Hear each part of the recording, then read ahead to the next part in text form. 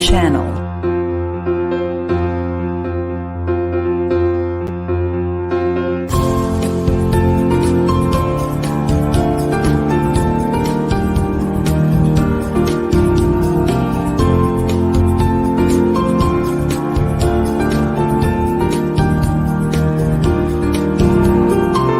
The new channel. Hashtag TNC Now.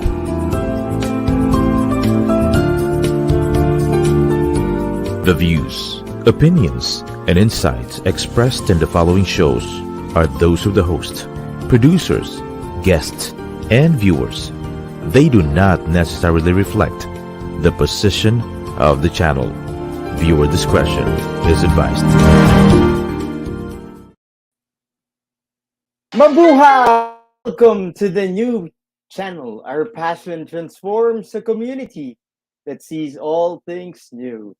This is King Gonzalez streaming live from Quezon City, and you guys are watching the 5th episode of the 4th season of Realty Realities.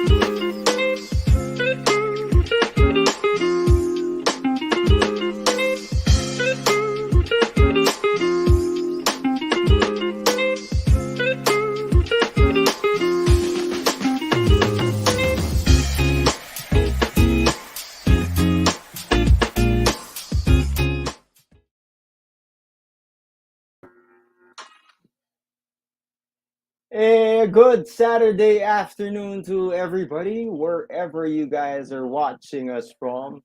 I'm streaming live here from Quezon City, and that's the miracle of online channel. The miracle of the new channel. You could watch us anywhere you are. Well, you are from, no? May it be you're from Germany or from any party here in Asia, or in Cebu, or in Davao. Just click. Just go to your Facebook, click the new channel, or you just go to YouTube and click the new channel. And you'll watch any of the shows that the new channel has produced and made all for you. All right. So what do we have this Saturday afternoon? This is a continuation of what we've already started. If last Saturday we did an episode on condominium investment and the advantages of investing in condominium, ngayon naman we're talking about the continuation of it being ano ba ang differences of pre-selling and the ready-for-occupancy or RFO. Siguro you've experienced it, walking around the malls and then somebody approaches you and tells you, "Hey, sir, I'm from this company and we have a project that's being constructed right now in Ortigas. Pero sir, wala pa siya. So it is still on pre-selling." Or meron naman, another agent in one side of the mall comes to you and approaches you and says that, "Sir, oy, kami, we have ready for occupancy units. Makikita nyo na po yung condominium niya yan pagpunta nyo sa amin dito sa BGC." Right? So who have we invited this afternoon? Just like any of the episodes, we've invited the best. And when we say the best, this guy has 22 years of real estate industry experience. And I'm not just talking about experience. I'm talking about excellent experience. Because when he goes to a company and works for that company, expect double-digit increase in sales. Sabi ko nga, in my posts, no, he's the top honcho in sales and marketing of Ready-for-Occupancy by one of the most established companies. Kasi yung mga pinagdaanan niya talagang kumpanya, ano bang tawag doon, no? Na kapag hinawakan niya ito, sigurado tataas po ang benta ng kumpanyang yan. And he has moved from one company to the other, contributing to these companies. And yun na, kalahati of his 22 years in experience is in pre-selling, while the other half is in ready for occupancy. Kaya sabi natin, he is the right man for this episode. But before we introduce the guy, we'd like to thank our sponsors who have made Realty Realities on the new channel possible. Who are they? Let's bring it up. There's Oh My Home, always by your side, always on your side. Oh My Home is the newest app and website for people looking to effectively market, sell, or buy and rent properties. So you just go to your website, it's Oh My Home, or you just look for it on Google and then download the app Oh My Home. We also have Vista Residences, living spaces built for your purpose. These are the condominiums that if you look outside your window in the office, you'll find a vista. Or if you look right across the school of your kid, and you'll find yourself a Vista Residences, because they're all strategically located where you need them to be. And we also like to thank our media partner, Business Mirror, who happens to post all our events, all our episodes on businessmirror.com.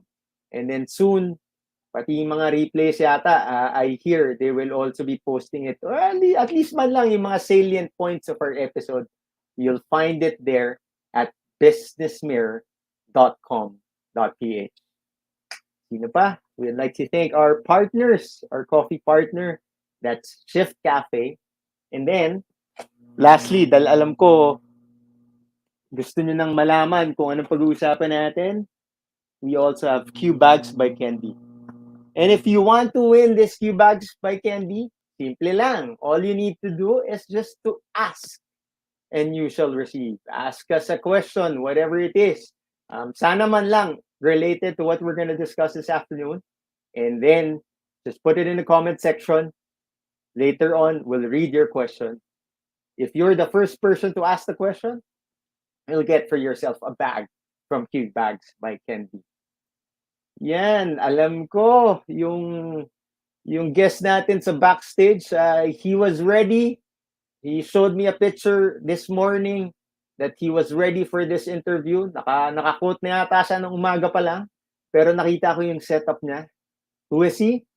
Well, like what I said, experience, and also delivers sales and marketing for some of the best brands in real estate development. He also is, a servant, a God servant. He also is. He was my vice president when I was president of the LSGH 94 Batch Association. Ano pa? Well, because of his success in terms of producing sales and marketing for some of the best companies in the Philippines. He happens to be the former vice president of sales and marketing, Ready-for-Occupancy for Mega World Corporation. Let's put our hands together for Mr. Joseph Saki Mirabueno. Hi, Kid.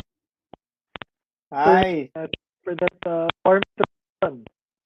Well, if I may call you this afternoon, since you are my guest in the show, Sir Saki, kamusta? Would you like to greet your fans, the many fans that you have, no?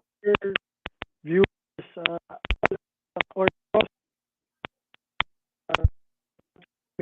globe.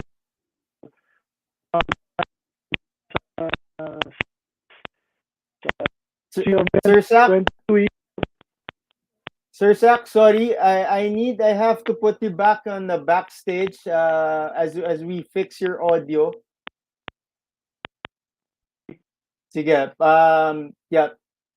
Well, um, that happens in live streaming, and like what we've said, what is the difference between pre-selling and ready for occupancy? As a fresh broker, when I just graduated from finished my brokerage, uh, I really didn't know. I really didn't know because I didn't come um, from the project selling companies, from the big developers. So I really didn't know. But later on, I understood the difference, like what I mentioned earlier. Okay, but before I tell you and then proceed on further, let's bring back the specialist himself, Sir Saki.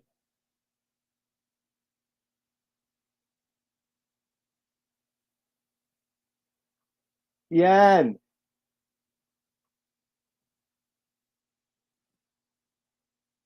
Hi, King.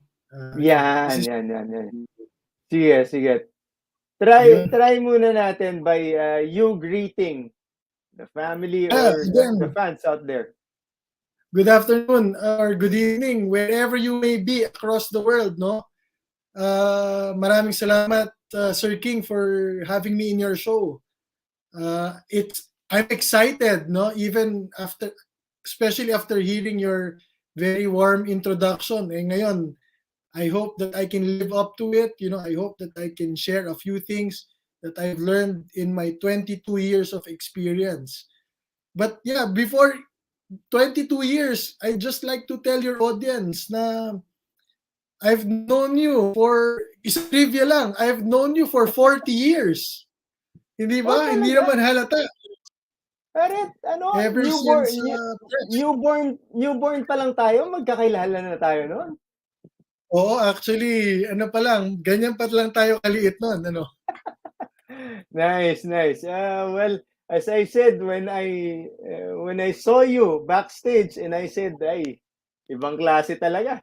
Pati sa pananamit, pareho tayo na nasa ot, no, Sir Joseph. Sobra excited ako, Sir Joseph. Ha? All right. Well, to the guys who don't know, we're actually well, Zach was my best friend back in second grade. And I think kaya kami naging mag best friend kasi magkatukayo po kami. My second name is Joseph. Zach, your first name is Joseph, right? Yes, yes, sir. Oo, Yeah, Joseph yeah, yeah. Isaac. That's your first name. All right, all right. Okay. So yeah, we were just trying, no, if the audio's better. So I think it is. Sir Zach, bati ka naman sa mga tao nanonood. Yeah, magandang hapon, magandang umaga, o magandang gabi, wherever you are. Dun Because sa if you have family members that you want to greet. of course, yeah, I'd like to greet my beautiful and lovely wife. Nanonood siya. At saka mga kamag-anak natin. Meron tayong Ayun. 2 kamag-anak na inimbita ngayon para manood. So I hope they're there. Salamat, salamat. Kasama sila dun sa 62. Sa 62 live viewers natin this afternoon. Thank you. And bukod doon, we also have mga special viewers. Alam mo kung bakit special sila, Sak? Yes, sir. Because they're celebrating their birthdays. Yan si Sir Louis Nonesa. Aba, Happy syempre. birthday. And to Dr. Carlo Nasol. Happy birthday, sirs. And thanks for tuning in. O yan, Sir Sak, to those who have seen it, no, sabi ko, alam mo, it's good to talk about the topics that we have prepared. But it's equally good also to learn about the story of the guests that we invite in the show. And your story is something that I like because, pare, I think you started out as an agent, no? So, bakit ka naman nalinya? Kasi alam ko you graduated AB Humanities from De La Salle University. Tapos bakit ka naman nabaksak dito sa real estate? Yeah, thank you. Magandang tanong yan kasi nga after graduation, I was working for the family business. No, my Mhm. first boss was my dad, who's a graduate of AIM. Alam mo, napaka-strict nung tatay ko. And when the Asian financial crisis hit in 1997, um, nung medyo year 2000, napaisip ako. Sabi ko, we were dealing with mga purchasers, engineers, and at that time, I was young. I wanted to expand my network, no? I wanted more Mhm. engagement. So, Mhm. nagpaalam ako sa kanya. Sabi ko sa kanya, I'd like to apply in other jobs, explore other opportunities. At ito nga, a startup company took its chance on me. At that time, they were selling Pacific Plaza Towers dito sa BGC.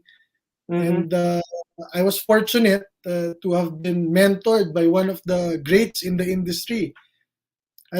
In fact, I'd like to greet him, no? Mr. Peter Data. Alam mo yan, institution yan sa real estate Sir. industry. So I was fortunate to be part of his company. And yun. I'd like to tell you, I'd like to share to your audience na it was never easy. On my Mhm. first Mhm. stint, I never sold or I didn't sell uh, any property. But I'd like to share with you na whatever knowledge that I have right now, and most of it I was able to gain from his mentorship. So, Aha. talagang it was a colorful career out after that. From being a property specialist, no, after 2 to 3 companies, I finally had my break to become a sales manager to handle people or to lead people at Sir, age sandali. 27. Yep, before you continue, mukhang kailangan ko i-correct yung introduction ko kanina. Kasi sabi ko, simula pa lang nung pagpasok ko, no? But that's nice to hear. That in your first job, you said that, totoo yun, Sir Sak? Wala kang nabenta doon. Yeah, yun lang ang namumukod tanging kumpanya na hindi ako nakabenta. But as I would look back at it, at that experience, Mhm. grabe naman yung na-gain ko na knowledge and wisdom Aha. from that experience. Mhm. Yeah, yeah, yeah. Well, yun nga sa atin sa sales, no? It's not always it's not always sunny, right? Oh But yeah, we just take it as is and then work harder dun sa next. Also, after saan ka nagano?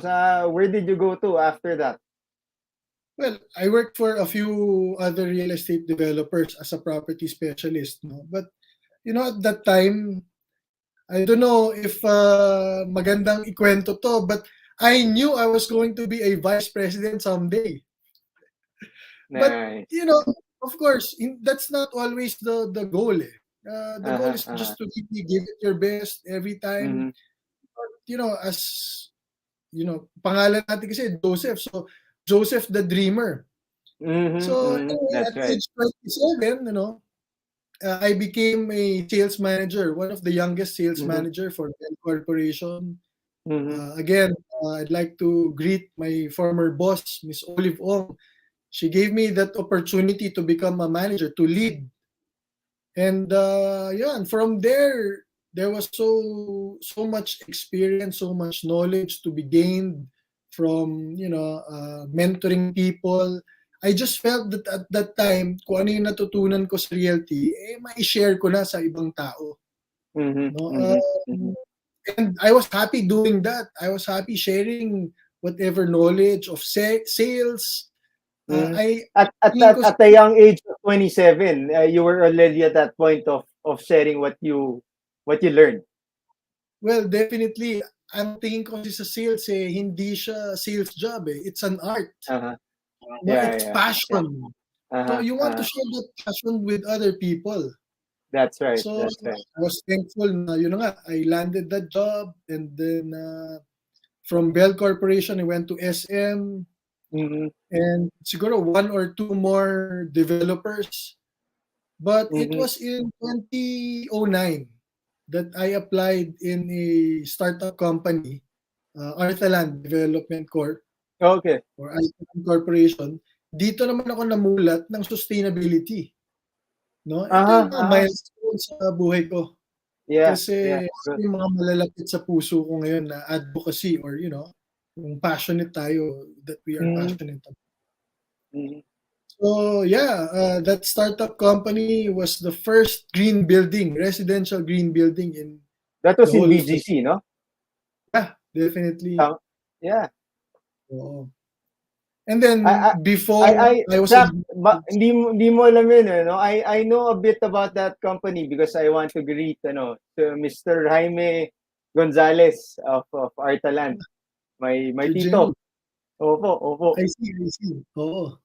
Oh, Kaya pala we hope to get him in the show, one of these days. definitely. Oh, you learn a lot from him, as I did. Yeah. Oo. Oh, so after Arta, nasan ka naman nun?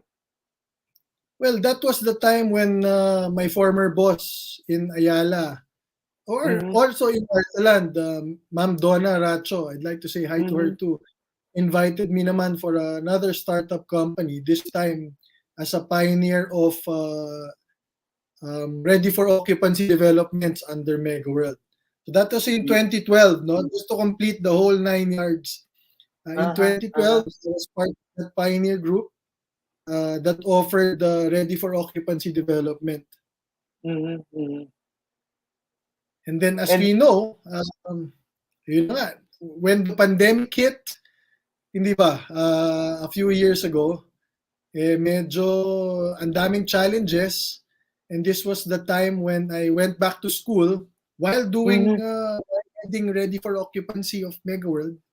I went Okay. back to school. I studied the Chief Information Officership program Uh-huh. under Uh-huh. AIM. So this was my full circle. Having learned from my father, who's an AIM graduate, I went back to school, wanted to equip myself again. And after 10 years of being in with Mega World, I decided to uh, go back to school again. This time Nice. under Nice. their management development program, hopefully to equip myself with what is necessary to lead any organization, hopefully in the next or succeeding 10 years. So that's Uh-huh. Uh-huh. the whole experience. Yun. Well, tama yung pagsabi ko kanina pala, no? Kasi medyo hinalaan ko lang din yun, eh. Yung sabi ko, kalahati ng yung work experience is in pre-selling, and then another half of it is in ready for occupancy, right? So Yes, almost sir. there. Almost there. It was like 12 and Definitely. 10. Definitely. Oo. Pero parang parang pinangunahan mo na ako dun, sir, sa next question ko, eh. Because my next question was, 'di ba? Kasi kami nag-aantay lang kami na maabot namin yung naabot mo na pagiging vice president ng isa sa mga pinakamalalaking real estate developers, eh, no? But well, aside why'd you leave? Why go on a sabbatical, Sak? Yeah, As I would say. you can't teach what you don't have. Mhm. Mhm. Of course, there's experience, pero I really wanted to equip myself. Like I said, during the pandemic, there were a lot of challenges, hindi ba? Uh-huh. And Uh-huh. we had to learn a lot of new things to be able to pivot our organization and continue to be successful. And when I took that officership or what do you call this, that course in AIM, it Mhm. Mhm. really opened my eyes that I would need more learning. That's why I decided to take a management development program with them. It's a Oh, six okay. month course, but Uh-huh. hopefully, Uh-huh. we don't know yet what will happen in Mhm. 6 months. Mhm. Yeah, Pwedeng yeah. bumalik tayo, pwedeng we can come up with Uh-huh. our Uh-huh. own businesses already. We'll Yeah. see. We'll see. Yeah. Yeah, but it's always nice to do continuous learning because like what you said, 'di ba? Hindi mo alam kung anong next But at least you're ready for what God gives you in the next few years, right? Because you're Yeah, arming definitely. yourself with it. Yeah, yeah. Oh, Nice, nice. O sige, habang inaantay natin 'yan at nag-aaral ka, talagang lulubusin na namin yung pagkakataon para ma-interview ka. And this is something that's close to your heart because you've done like 12 years of inexakto ko na, 12 years of pre-selling and then 10 years of ready for occupancy. So dahil dyan, sa ano ba ang pre-selling at saka ang ready for occupancy? You care to start on pre-selling kasi yan yung mas familiar yung mga tao. Can we bring out a slide on pre-selling? yeah, for sure. Yan. Sige, Sak. Brief us. Yeah, from research, not from experience. It was in 1990 when the pre-selling started, or actually way back 1990 pa, or even Mhm. before 1990. But medyo mas naging sikat to nung 1990 onwards, when after the Asian financial crisis hit, Mhm. there were multinational companies that were thriving in Manila, that were operating in Manila, and Mhm. there was a need for more space. No, ito rin yung time na nauso, or mas naging familiar tayo dun sa concept ng lock and leave, Aha, where aha. in condominiums you live there and then you just lock it, forget about it. I mean, you don't have to worry about security, and then when you get back, andun pa rin yung bahay mo, di ba? Safe na safe ka. So yung safety Yeah, ng mga true. tao, and a lot, we this was at this time when we saw a lot of developers really aggressively developing residential condominiums na. Yeah, I yeah. don't know if you're familiar with the Ayala Ave, that row, Okay, no, of okay. high-rise buildings. Yan ang mga first residential. And then Mhm. also in Green Hills, as we grew up along Annapolis Street, no, there were a Aha, row aha. of residential condos there in the 1990s. Oh, yeah, yeah. Then True. it was during 2000 when it was a trend, no, more of a trend. But of course, people wanted more value for their money, and Mhm. there were more options then. A lot of developers were already in the business, including but not limited to one of your developer or sponsors, yung Vistaland. Oh, I yeah, think yeah. during that time, yung integrated communities was a popular business model. Hindi Mhm, na uso mhm. yung mga standalone, no? People wanted to live near close to their work. Aha, So aha. year 2000, eto na, naging boom na ang real estate, particularly yung residential condominiums. I think this was also the year when BGC, no, medyo nakilala na. Of course, Makati, and Mhm. then Ortigas, yan ang mga masasabi natin nagsimula ng residential condominiums Oh, and offered pre-selling. Sir Sak, if I may say also, 'di ba? Well, I need to mention the brand, but I think the condominium development driver back then was in the early 2000s was also Mega World, you know. Well, yes, of course. One of the Yeah. first integrated communities. Yeah. Like Eastwood was also born around that time, no? Definitely. 2000. They Yeah. pioneered the township concept. But even Mhm. before that, Mhm. if you remember, Mhm. again, along Ayala, there were residential condominiums. And then tatawid ka lang, just right across, there's already Greenbelt, Glorieta, hindi ba? Okay. Okay. It's the same Yeah. concept of, Yeah. although hindi puro same developer, but it's Uh-huh. the same Uh-huh. concept of an integrated community. Yeah. True. And that time it was pre-selling already that was offered back then.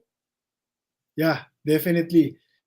Yun na nga, developers wanted it to be affordable for its Uh-huh. buyers. No, Uh-huh. and I think even across or around the world, tayo yata isa sa mga nagsimula sa pre-selling concept eh. Because as I know in the Uh-huh. Uh-huh. binibenta nila yun kapag naitayo na eh. So the Philippines or maybe in Asia, tayo isa sa mga pioneers na simula ng pre-selling concept wherein Uh-huh. binibenta na, hindi pa natatayo. But you Uh-huh. become part of that investment. Yeah. Well, probably because of the payment flexibility terms, no? Zach? Well, that's one of the advantages, definitely. All right. So sige, pre-selling, and then at the other side of what we're discussing, ano naman yung ready for occupancy? Yeah, oo. Next. Ito nga, I think around 2010, no, there was an increased demand for move-in ready units. Also, it was, I don't know if you remember, there was a financial crisis in the States or global financial crisis, no, in Yeah. 2007, 2008. Yep. But, what's nice about this was developers were able to deliver to their promise or with their promise. Tinapos talaga yung ating mga condominiums. Yeah. So there might have been an oversupply, but at the very least, they delivered on their promise. Because of that, developers thought of coming up with a ready for occupancy concept. And this was when, kasi pwede naman ituloy lang yung pre-selling stage eh, hindi ba? But Yeah. again, when we came up with that pioneering concept of RFO, when we will prepare the unit that's ready to move in, yun na nga, the industry soon followed, no? Maraming mga developers na gumawa na ng ready for occupancy development. Sir Sak, pero ano yun? Does that mean that there were units that were not pre-sold? That's why there were units left for RFO? Or are you saying that there were units that was set aside and not to be sold so that there will be RFO? It's both, Sir King. Okay. May mga pre-selected tayo na units na sinet aside, no? And then there's also yung mga na-turnover na pero unsold pa rin but in limited amounts or limited proportions. And then, I guess you can also add to that yung mga hindi rin natutuloy during the pre-selling stage. But very limited lang yan, Yeah. So like when you say very limited, you're talking about less than 10% of the whole project, no? I agree. Okay. But of course, Alright, for big developers, if you have 2 to 3 projects that's ready, that has been delivered, then having a focused selling group to push for ready for occupancy units makes sense. Sige, Sak. Would you like to add any more about RFO? Yeah, napaka-challenging but also napaka-saya ibenta ng RFO, no? Actually, lahat naman, pareho naman. But, kasi at that time, hindi pa masyado aware yung market sa RFO concept.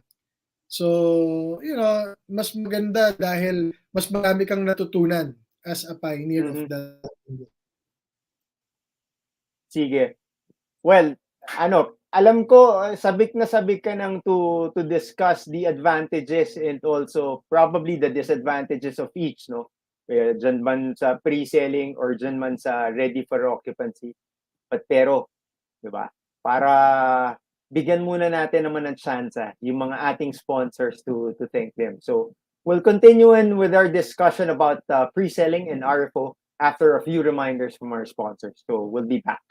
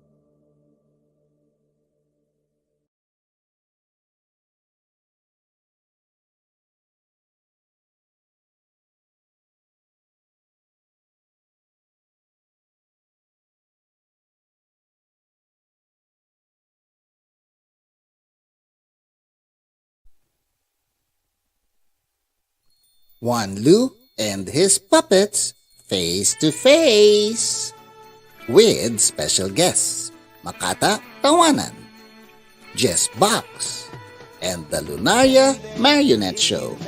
Salita. Alam mo, Tito Ando, kung wala ako, nagsasalita ka nag-isa. Kung wala ako, wala kang masusuot. Kung wala ako, wala kang nakakain. November 13, Sunday, 7 p.m. at the La Verdad Auditorium in Apalit, Pampanga. Buy your tickets now and see you soon, face to face.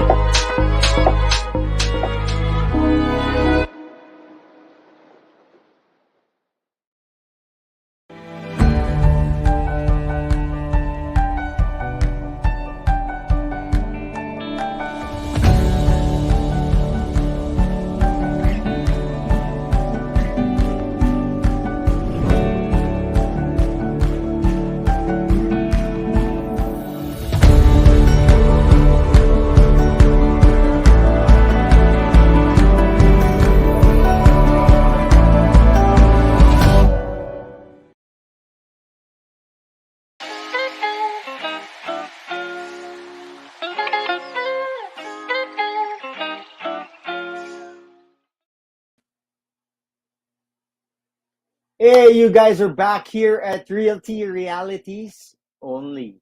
at the new channel. What is the new channel? TNC is the only live stream platform for people on the go. And when I say people on the go, you could watch us anywhere.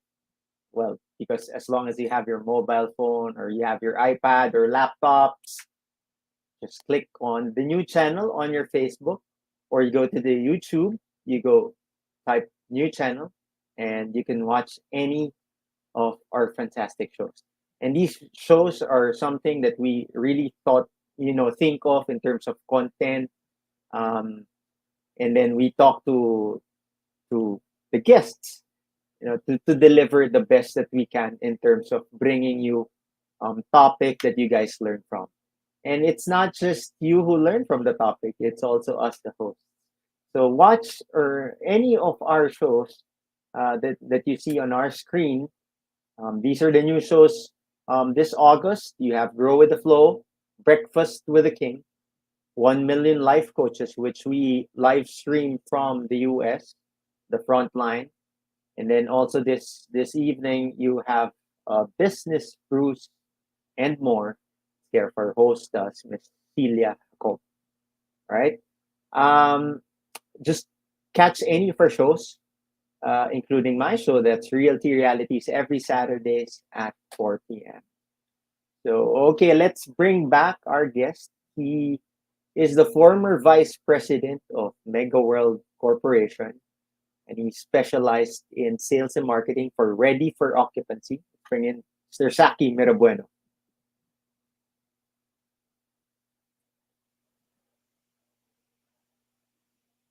Yan, Sir Sak. Okay, pero bago kita patuloyin sa pinag-uusapan natin kanina. Do we have any questions on the comment section now?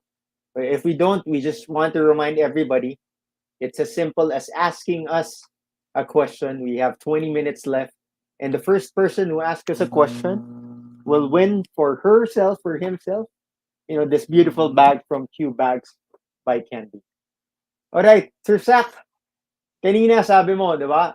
Na-define na natin kung ano ba yung pre-selling at saka ready for occupancy na 'yan, no? But I guess what's on the mind of people, people are thinking of buying or investing. Sabi ko nga, baka may lumapit sa kanila na agent at sabihin sa kanila, "O sir, eto, pre-selling po itong binebenta namin." Ano naman ang kumbaga, ano naman ang lamang ng pre-selling dyan sa ready for occupancy? Yeah, well, definitely for pre-selling, you have great investment returns. Na Mhm, ma-maximize mhm. mo talaga yung investment mo because during the pre-selling stage, um, mura pa binibenta, no? Well, not really sobrang mura, pero yan ang may base price na tinatawag. And as the developer or as the project achieves milestones in terms of units sold or in terms of kung anong level na ang nire-reach for construction, definitely merong price appreciation yan. And Mhm, mhm. ang advantage mo kapag pre-selling ka bumili, yung price appreciation ng investment mo, mas malaki ang mas malaki ang kikitain, hindi ba? So Mga normally yan, per yan. annum, per annum, Sir King, nasa mga 10 at minimum 10% per annum ang price appreciation. Aha, aha. Other developers, kaya yan kahit mga 15-20%. In fact, pagdating ng turnover, talagang, nama-maximize na talaga yung investment return. Ano bang Another, average, mga ilang years yan bago nakatayo yung binabayaran mong pre-selling? well, depende yan kung high rise or low rise, but 3 to Mhm. 5 years siguro Aha, during the aha. pre-development stage ang aantayin. Wow. So you're saying, bago, 'di ba, nagbabayad na ako, let's say 3 years. 3 years from when it will be turned over to me. You're talking about 30% appreciation of the value of the property I'm buying. Tama? Yeah, At definitely. least. Minimum yan, ha? Minimum. Uh, uh, uh, Oo. Of nice. course, you should buy from reputable developers kasi para at least siguradong mato-turn over. Oo, kagaya ng Vista Residences. Definitely, Dahil sir. siguradong madedeliver yan. At madedeliver Definitely. on time kung kailan pinangako. Yan. Yeah, Anong add to pangalawa that, natin Anong pangalawa natin advantage, Sir Sa? yeah, for the buyers naman, it's really the payment flexibility.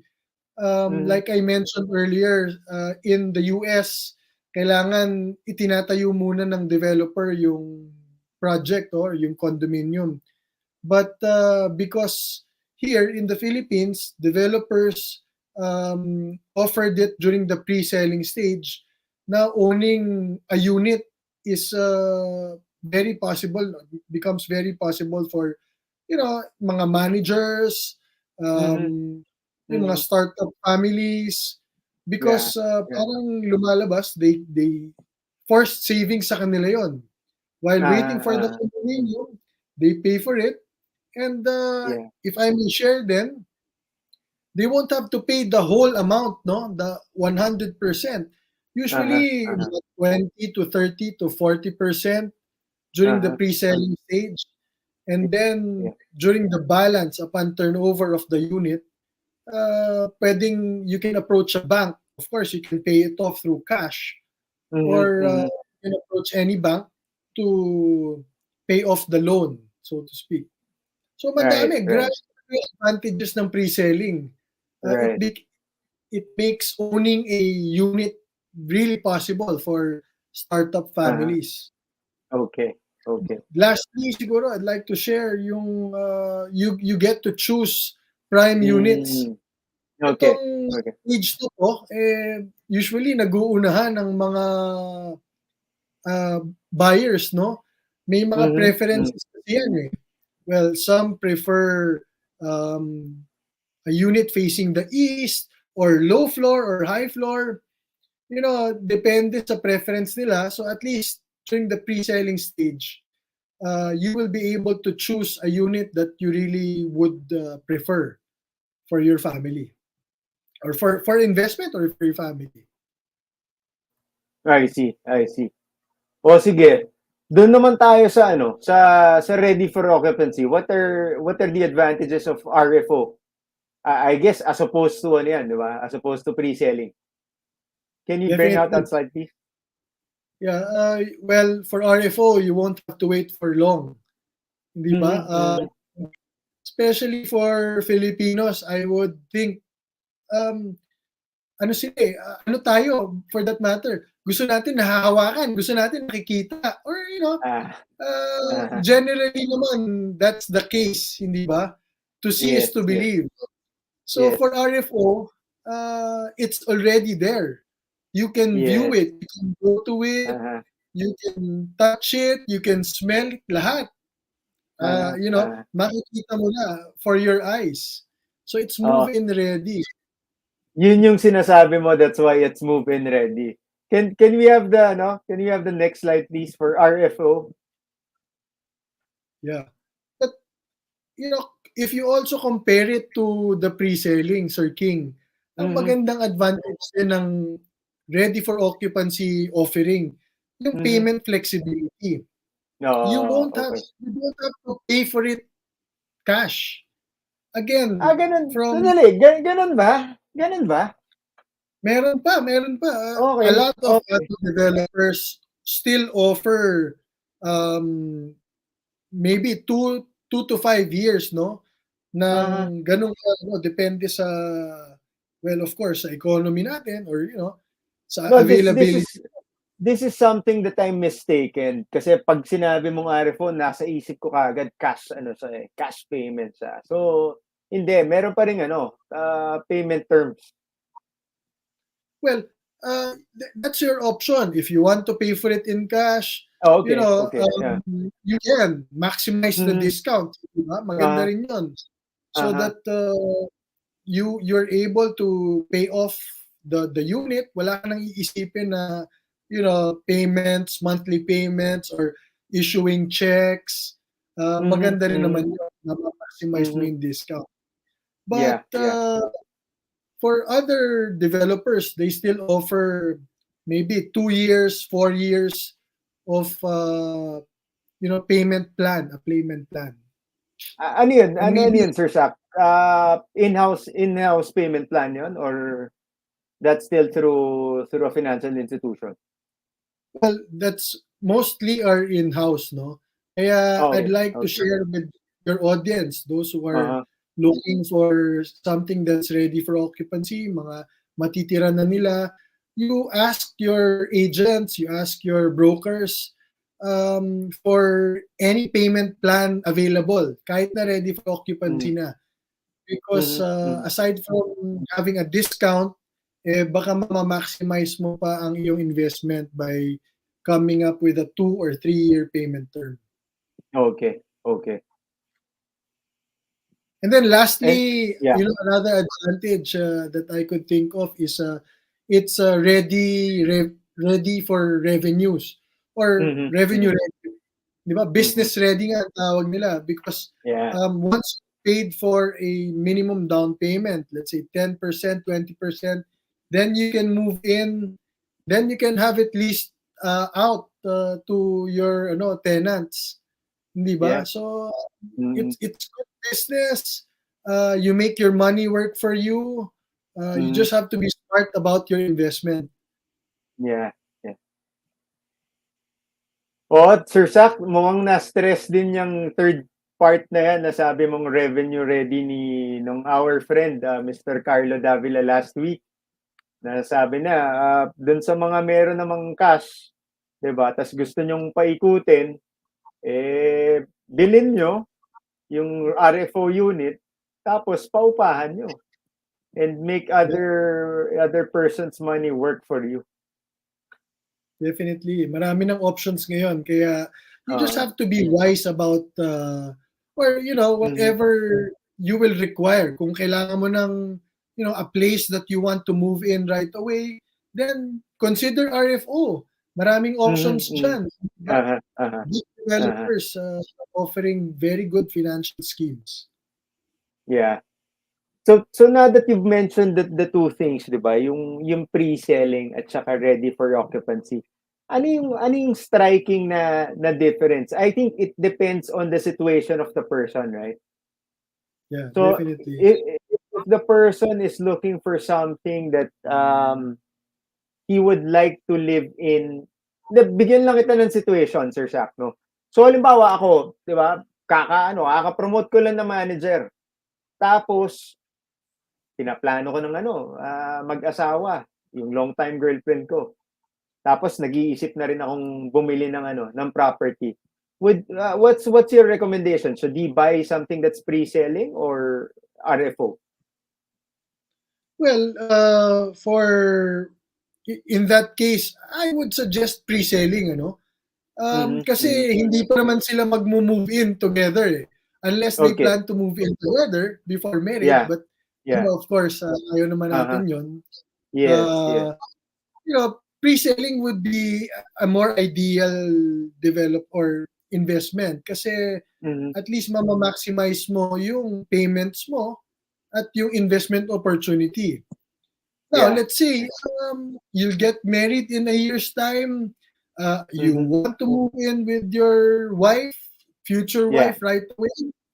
Then RFO is also a good option, hindi ba? Because, like I Mhm. said, 2 to 3 years payment plans. At least pwede mo nang i-design, interior design, pwede mo nang Mhm. Mhm. i-furnish, Mhm. di ba? Mhm. Pwedeng doon ka na umuwi if you're working from home. Depende sa kung what you would require or your business Uh-huh. would require. Uh-huh. Sir Shaq, but generally, 'di ba? Masasabi mo bang mas mura pa rin yung mga pre-selling than the available RFO? Well, yes, no, of course. Kasi Mm. Mm. yung price appreciation of land Mm. is still, you have 2 to 3 years na price appreciation pa Mhm. to fully maximize the investment proposal. Or Mhm. Mhm. but Mhm. also, if you buy from the RFO stage, 2 to 3 years from now, the price of that property will still appreciate. So Aha, whether aha, in aha. pre-selling stage Okay. or in the RFO stage, win-win situation yan. Mhm. I think Mhm. Mhm. what is more important is to look for a place, a location na medyo, maganda yung business, or, maganda ang appreciation. Mhm. There Mhm. are few places in the metro na merong mga businesses that are still very much thriving, may Mhm. magandang community. Yan, these are the things that you should consider in purchasing a unit, whether RFO or pre-selling. Yeah. Yun pa rin yung konsiderasyon, 'di ba? I guess yung prime consideration pa rin, Sir Sak, would be kung saan yung office niya at kung nakikita niyang matagal siyang magtatrabaho dun sa opisina niya or kung yung negosyo niya nandun based sa Quezon City or a specific location, then he should look for a project that's close to where his office and work is. Tama? And Agreed. then look for options, either pre-selling or RFO options, and then weigh kung ano yung pasok dun sa finances niya. Agreed. Ever Tama, since tama. Adam, ang hinahanap na dyan is location, location, location. Yeah. That's right. Oh, sige, let's bring out the last slide that we have there. Can we have that out?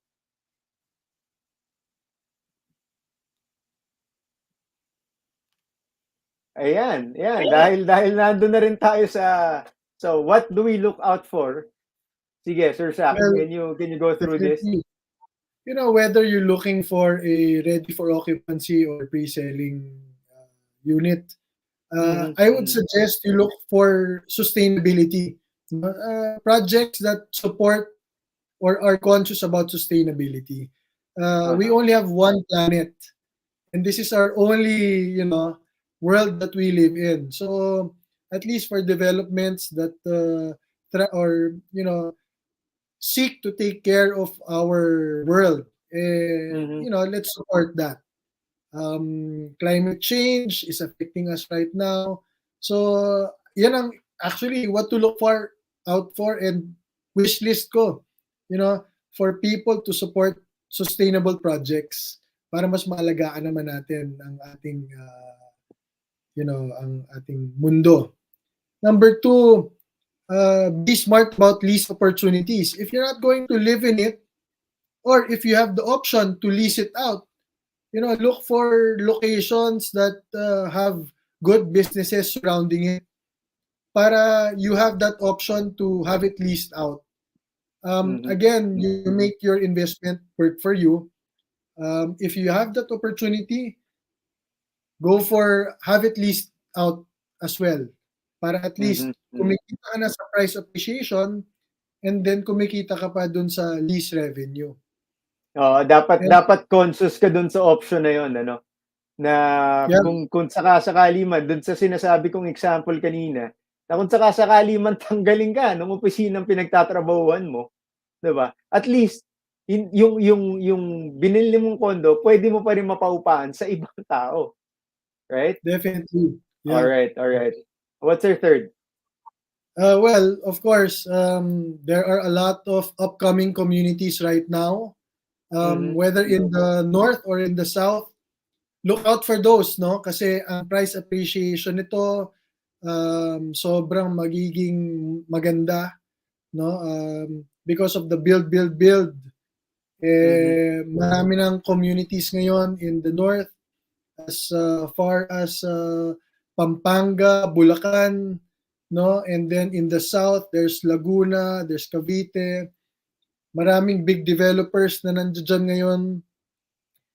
Look out for those, no? Maganda pa ang pricing niya, and then in the Mhm. next 3 to 5 years, sisipa pa ang magiging investments diyan, dadami pa. Mhm. Then Yeah. lastly, look smart, be smart. No, I'm talking about both the buyer and the project. Smart units, alam mo, technology ngayon, Wi-Fi, work from home. Mm-hmm. Napakadaming opportunities dyan. So, Mm-hmm. having a smart home or having a smart ready home is a good investment option or purchase option.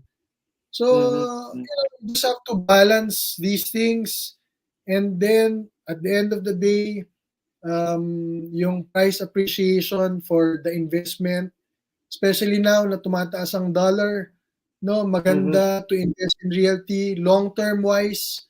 Makikita mo talaga that it's a safe investment.